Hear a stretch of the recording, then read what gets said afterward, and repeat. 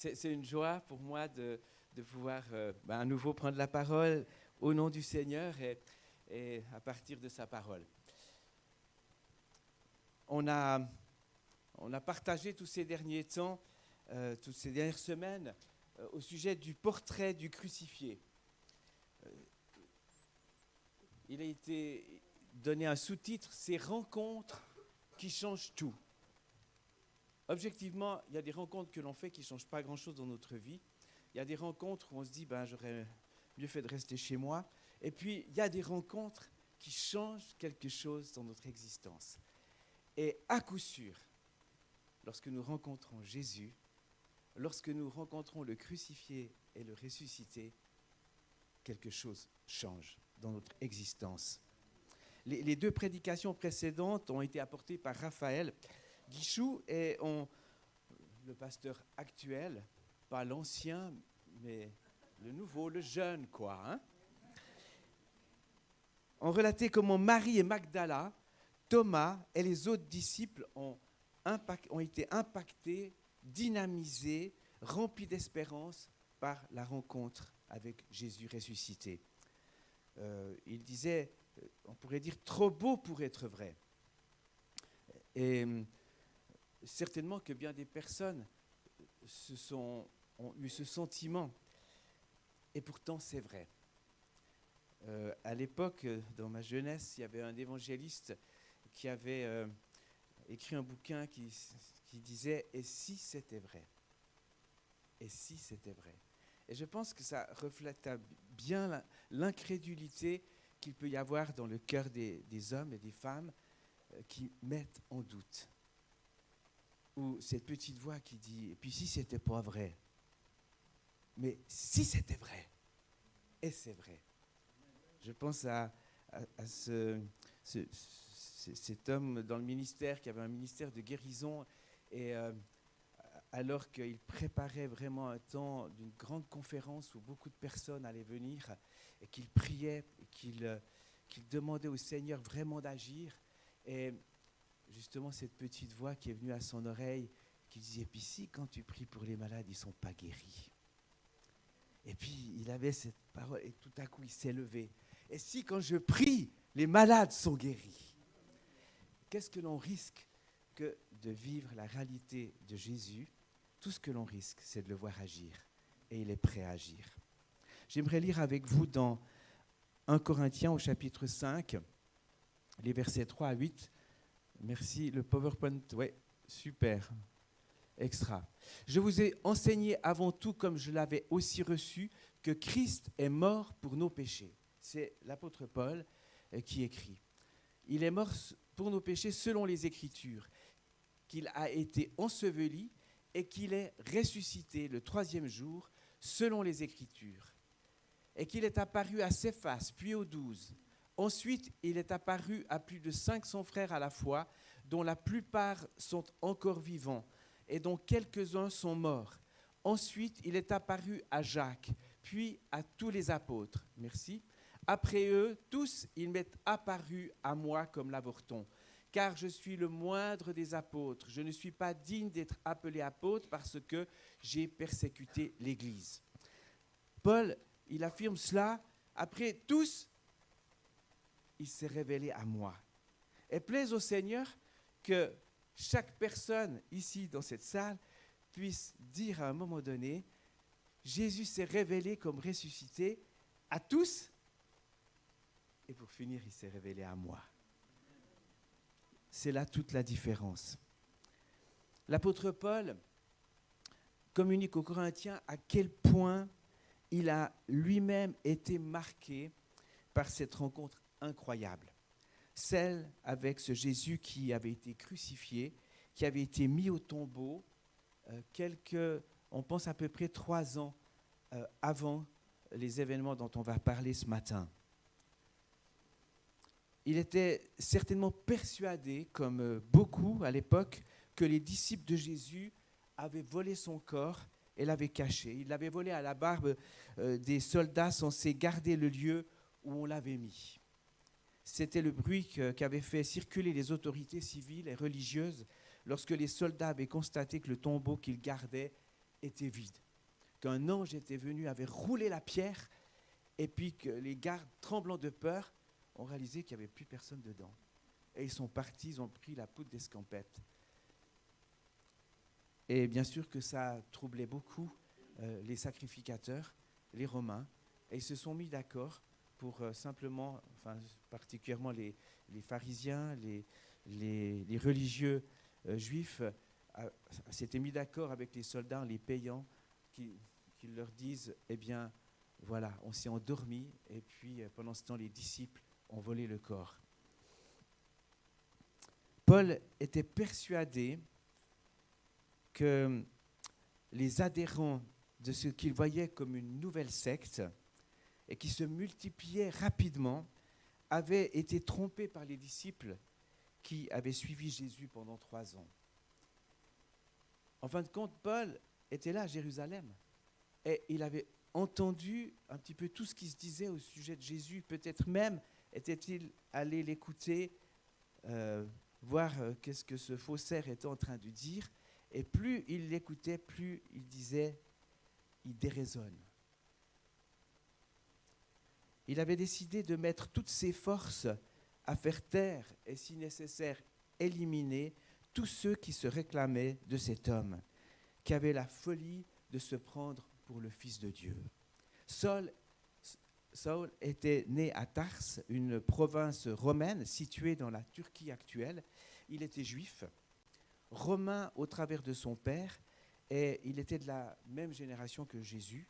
Et certains pensent qu'il avait entre 4 et 10 ans de moins que Jésus. Très jeune, il étudia sous la conduite d'un maître bien connu, le rabbin Gamaliel, et il devint un pharisien convaincu et zélé. Et c'est certainement à cause de son érudition et de sa discipline qu'on lui a confié des tâches importantes, dont celle de régler la question du trouble que crée la secte du Nazaréen. Les Actes des Apôtres parlent de lui comme étant un homme ne pensant qu'à menacer, à tuer les disciples, les forçant à blasphémer. Il était présent d'ailleurs lorsqu'on a lapidé Étienne. On a fait allusion tout à l'heure à Étienne. Et lorsqu'on lapidait Étienne, eh bien, il était là. Et les gens, les témoins qui accusaient Étienne ont déposé leurs vêtements à ses pieds. Acte 7:58. Merci beaucoup pour le PowerPoint. Il est dit qu'ils traînèrent Étienne hors de la ville et le lapidèrent. Les témoins déposèrent leurs vêtements aux pieds d'un jeune homme qui s'appelait Saul. Au chapitre 8, verset 1, il est dit que Saul avait approuvé le meurtre d'Étienne.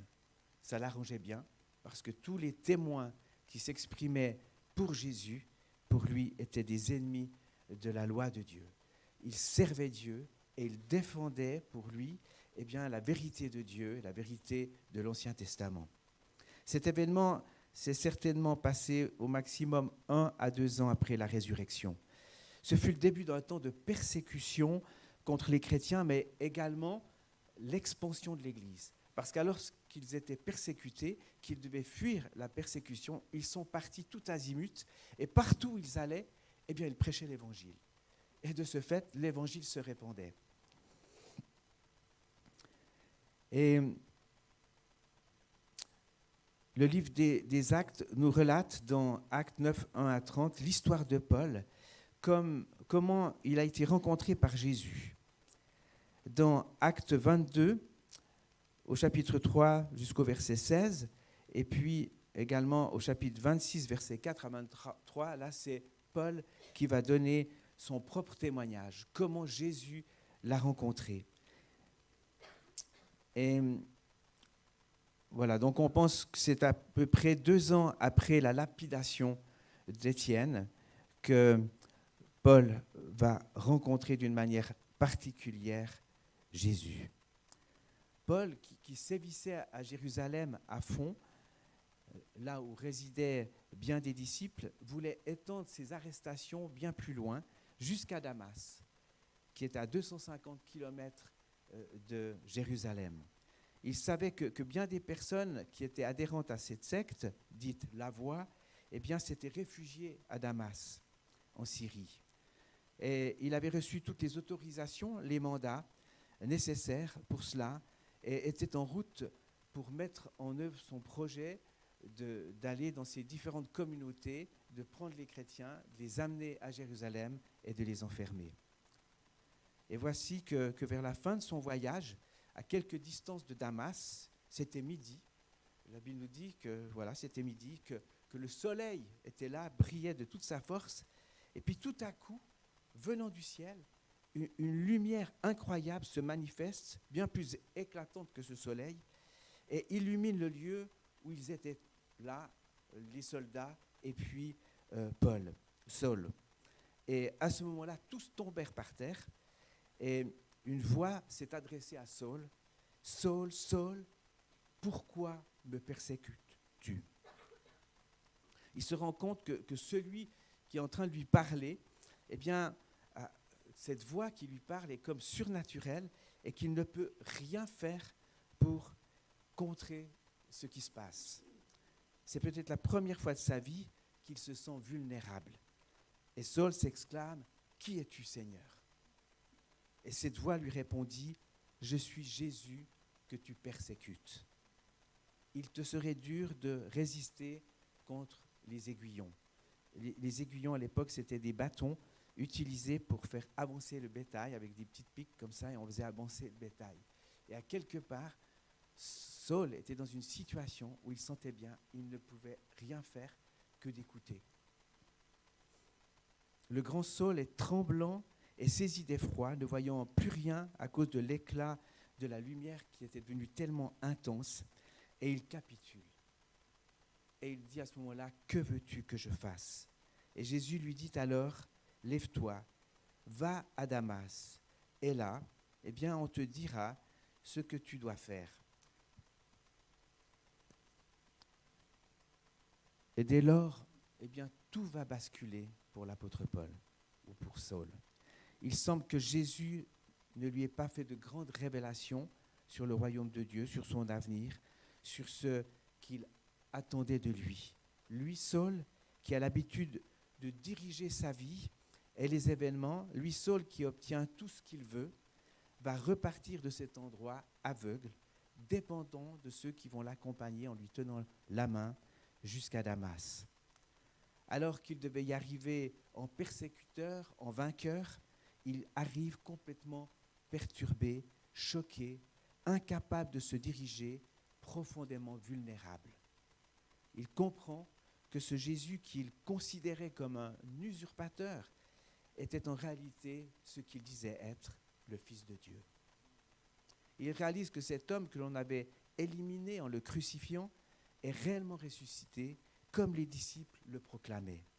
Il saisit qu'il persécutait sans le savoir ceux qui adoraient et servaient le Dieu qu'il pensait lui-même servir en les éliminant. En un instant, sa vision de l'existence, son regard sur lui-même, sur ceux qui l'entourent, va changer complètement. D'incrédule, il se met à prier dans la chambre qui l'accueille, à Damas. Et là, il reçoit une vision. Et dans cette vision, il voit un homme venir chez lui, prier pour lui imposer les mains, et puis, afin qu'il recouvre la vue.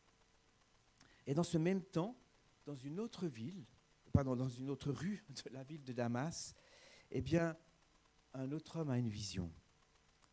Dieu demande à un disciple nommé Ananias d'aller trouver un homme du nom de Saul, en lui indiquant la rue et la maison où il se trouve.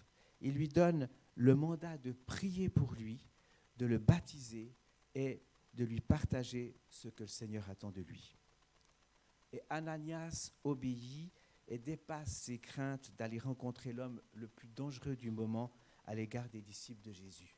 Il sait qui est Saul et il est un peu tout tremblant, mais Dieu lui a dit et il va.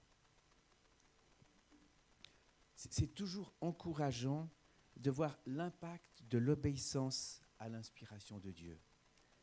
Récemment, un collègue pasteur me racontait qu'une personne de sa communauté, qui était en général toujours à l'heure précise pour les cultes, il était même toujours à l'avance, eh bien, un dimanche, il est arrivé en retard. Il est arrivé en retard. Et puis, au début de la louange, il reçoit une pensée, va vers cette personne là-bas, en face, et dis-lui que je veux lui parler. Et puis, j'ai dit, off. Et tout à coup, cette pensée est venue en lui, c'est maintenant, vas-y, t'inquiète pas de ce que tu lui diras. Et puis il est allé vers cet homme, et puis simplement il s'est approché, il a dit, Jésus veut te parler. Et puis il a senti que le Seigneur lui disait, maintenant tu peux retourner.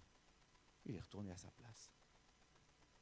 Et après le culte, cette personne concernée a témoigné qu'en venant à l'église, découragé, n'en pouvant plus de l'existence de tout ce qu'il vivait, il avait dit à Dieu, si tel est tel dans l'église est en retard, ce qui ne se passe jamais, et vient vers moi et me parle de ta part, alors je sais que tu m'aimes, que tu vas me donner de sortir là où j'en suis. Et c'est ce qui s'est passé. Parce que cette personne qui a l'habitude de recevoir des choses de Dieu a obéi, tout simplement. Ananias a obéi et ça a changé beaucoup de choses. Et je crois que pour chacun d'entre nous, le Seigneur veut nous conduire à être des instruments de sa part, d'être prêts à aller auprès des personnes et de leur dire, le Seigneur m'a dit pour toi. Ou peut-être de prendre son attel, lancer un petit coup de fil pour un encouragement, parce que le Seigneur nous l'a dit, ou un petit message, ou toutes sortes d'éléments, ou d'aller prier pour quelqu'un. J'aimerais relever 6 éléments ou 6 changements dans la vie de Paul à partir de sa rencontre avec le ressuscité. Premièrement, Saul découvre que Dieu parle d'une manière personnelle. C'est la réalité. Jésus lui a parlé sur le chemin de Damas. Dieu lui avait parlé par une vision et Dieu lui parle maintenant au travers d'Ananias. Chers amis, le crucifié qui est ressuscité parle à ses enfants et leur confie des missions petites et grandes, comme on l'a dit. Accomplis celle qu'il te demande. Dans ces derniers temps, dans ma lecture, je suis dans le livre du Lévitique. 33 fois, il est dit « Et l'Éternel parla à Moïse ». Nous avons un Dieu qui parle. Paul a découvert un Dieu qui parle. Il servait Dieu, il avait lu toutes les Écritures, il les connaissait pour la plupart par cœur, mais il n'avait pas réalisé que Dieu pouvait lui parler personnellement. Et à partir de là, des choses ont changé dans sa vie. Paul témoigne en rapportant ce qu'Ananias lui dit et fit de la part du Seigneur. Quand il est arrivé, il lui a dit « Saul, mon frère », versets 13 à 16 du chapitre 22. « Saul, mon frère, recouvre la vue. Au même instant, je recouvrais la vue et je le regardais. Il dit « Le Dieu de nos pères t'a destiné à connaître sa volonté, à voir le juste et à entendre les paroles de sa bouche.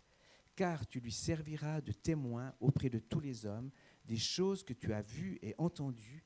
Et maintenant, que tardes-tu? Lève-toi, sois baptisé et lavé de tes péchés en invoquant le nom du Seigneur. » Dieu parle et il dit clairement à Saul ce qu'il va vivre dans les prochains temps qui vont venir. Et la première chose qu'il a à faire, est de se faire baptiser. Est-ce que Jésus t'a demandé de te faire baptiser?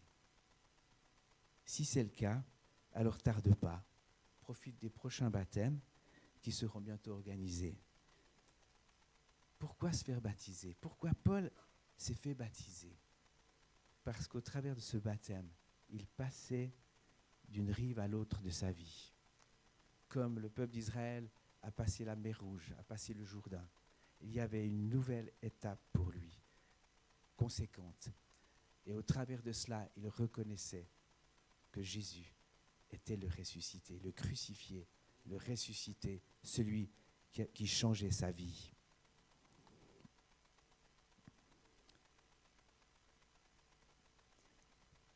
Pour Paul, sa rencontre avec le ressuscité lui a fait découvrir des frères et des sœurs, sa famille.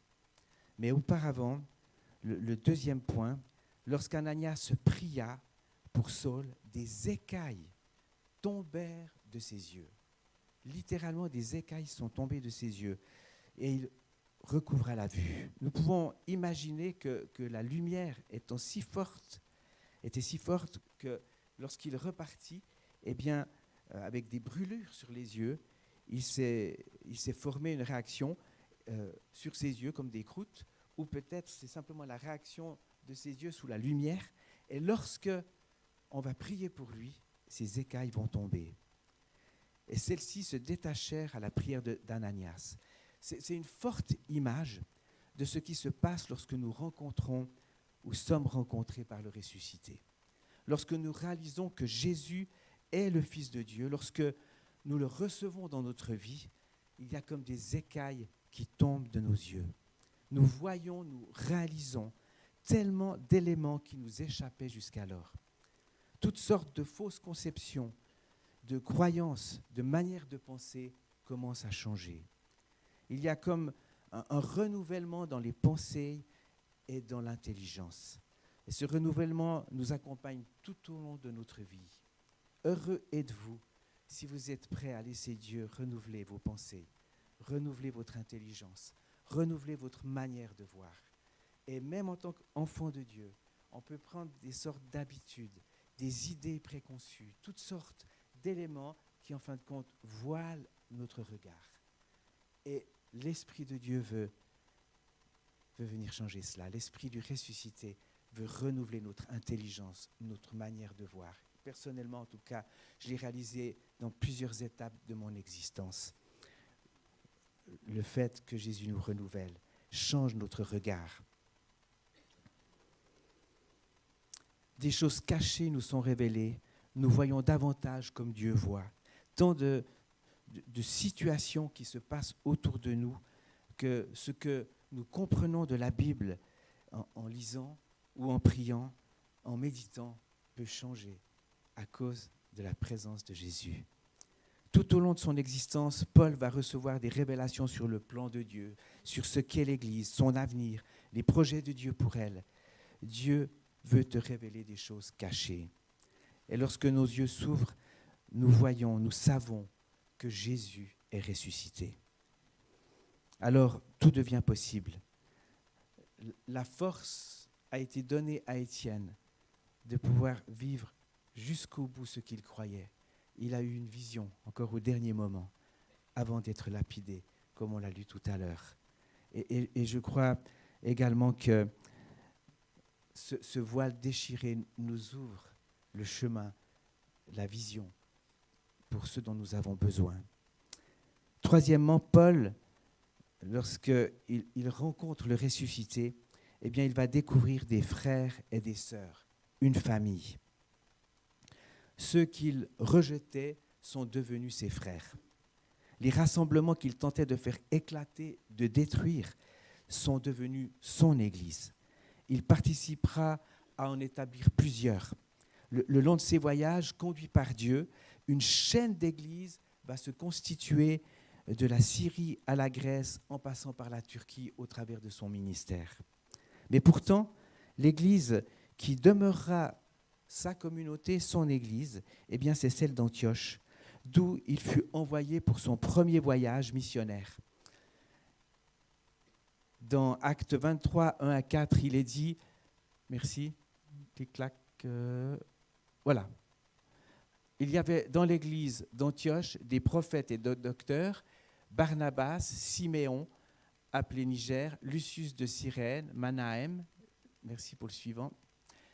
Pendant qu'ils servaient le Seigneur dans leur ministère et qu'ils jeûnaient, le Saint-Esprit dit « Mettez-moi à part Barnabas et Saul pour l'œuvre à laquelle je les ai appelés. » Alors, après avoir jeûné et prié, ils leur imposèrent les mains et les laissèrent partir. Barnabas et Saul, envoyés par le Saint-Esprit, partirent.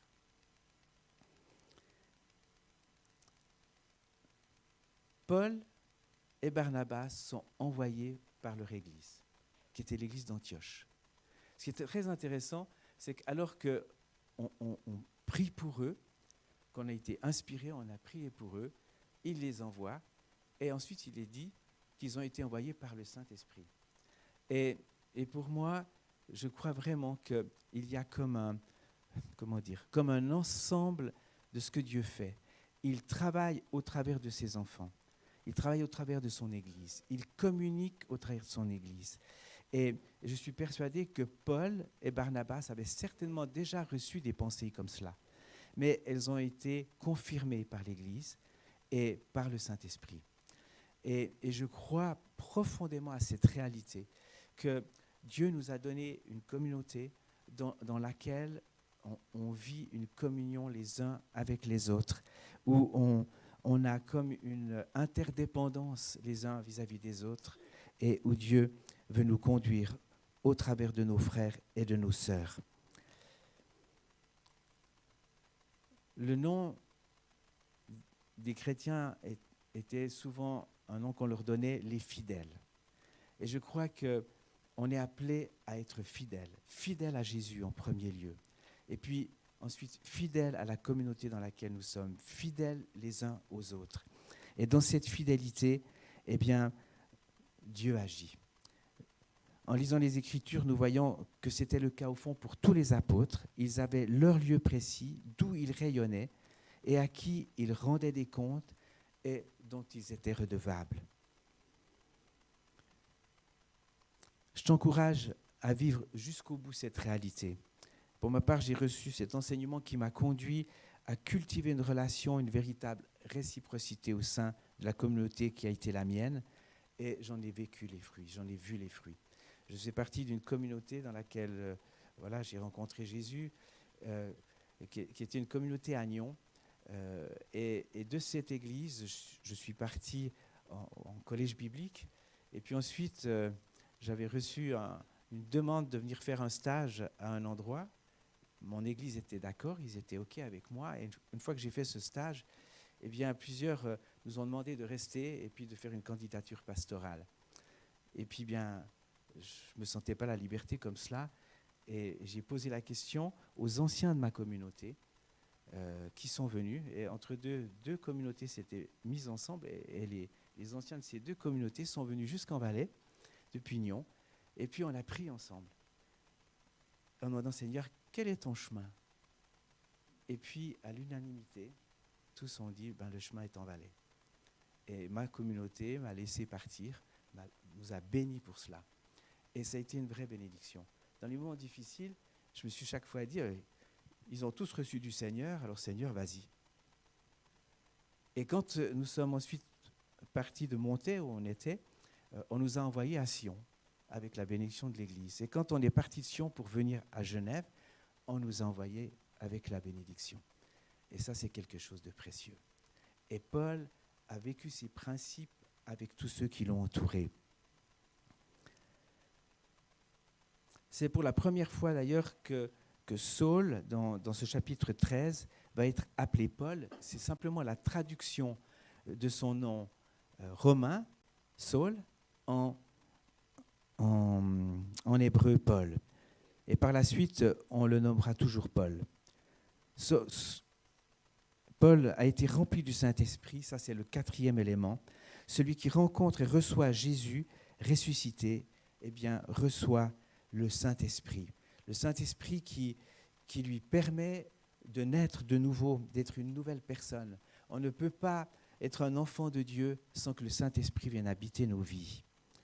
Mais là, dans ce moment, eh bien, Paul va recevoir d'une manière particulière l'Esprit, le Saint-Esprit, pour l'équiper et lui donner d'entrer dans son ministère. Par la suite, l'apôtre Paul donnera des enseignements les plus clairs que nous pouvons trouver au sujet du Saint-Esprit, du baptême du Saint-Esprit qui nous équipe et qui nous permet d'aller de l'avant.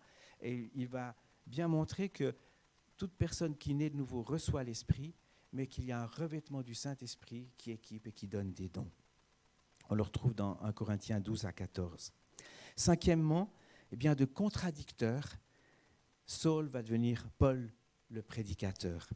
Dans Acte 9, versets 19 à 22, eh bien, il est dit que Saul resta quelques jours avec les disciples qui étaient à Damas, et aussitôt il prêcha dans les synagogues que Jésus est le Fils de Dieu. Tous ceux qui l'entendaient étaient dans l'étonnement et disaient « N'est-ce pas celui qui persécutait à Jérusalem ceux qui invoquent ce nom ? Et n'est-il pas venu ici pour les emmener liés devant les principaux sacrificateurs ?» Cependant, Saul se fortifiait de plus en plus et il confondait les Juifs qui habitaient Damas, démontrant que Jésus est le Christ. Saul était convaincu que Jésus est le Fils de Dieu. Et il se met à prêcher cette réalité partout autant qu'il peut.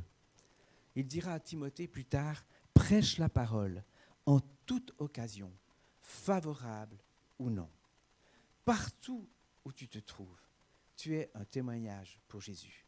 Partout où tu te trouves, tu es un témoignage du ressuscité.